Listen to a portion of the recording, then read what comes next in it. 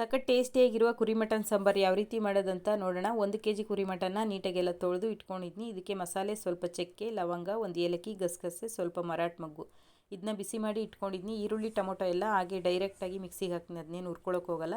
ಇದನ್ನ ಗರಂ ಮಸಾಲ ಸ್ವಲ್ಪ ಬಿಸಿ ಮಾಡಿ ಹಾಕೋದ್ರಿಂದ ಟೇಸ್ಟು ಚೆನ್ನಾಗಿರುತ್ತೆ.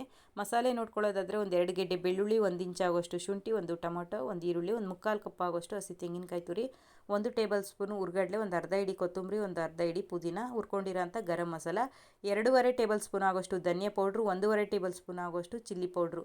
ಈಗ ಒಂದು ಮಿಕ್ಸಿ ಜಾರ್ಗೆ ಹುರ್ಕೊಂಡಿರೋಂಥ ಗರಂ ಮಸಾಲ, ಹಾಗೆ ಹುರ್ಗಡ್ಲೆ, ಶುಂಠಿ, ಬೆಳ್ಳುಳ್ಳಿ, ಟೊಮೊಟೊ, ಈರುಳ್ಳಿ, ತೆಂಗಿನಕಾಯಿ ತುರಿ, ಕೊಬ್ಬರಿ ಹಾಕೋದ್ರಿಂದ ಇನ್ನೂ ಟೇಸ್ಟು ಚೆನ್ನಾಗಿರುತ್ತೆ. ಕೊಬ್ಬರಿ ಇರಲಿಲ್ಲ, ಹಂಗಾಗಿ ನಾನು ಹಸಿ ತೆಂಗಿನಕಾಯಿ ತುರಿನೇ ಹಾಕಿದ್ನಿ. ಕೊತ್ತಂಬರಿ ಪುದೀನ ಎಲ್ಲ ಹಾಕ್ಕೊಂಡು ನುಣ್ಣಗೆ ಈ ರೀತಿ ಪೇಸ್ಟ್ ಮಾಡ್ಕೋಬೇಕು. ಅದಾದ ನಂತರ ಒಂದು ಕುಕ್ಕರ್ಗೆ 1 ಟೇಬಲ್ ಸ್ಪೂನ್ ಎಣ್ಣೆ ಹಾಕ್ಬಿಟ್ಟು 1 ಈರುಳ್ಳಿ ಹಾಕಿ ಫ್ರೈ ಮಾಡ್ಕೊಂಡು, ಅದಾದ ನಂತರ ಮಟನ್ ಹಾಕ್ಕೊಂಡು ಸ್ವಲ್ಪ ಉಪ್ಪು ಅರಿಶಿನ ಹಾಕ್ಕೊಂಡು ಒಂದು 10-15 ನಿಮಿಷ ಚೆನ್ನಾಗಿ ಹುರ್ಕೊಂಡಿದ್ನಿ.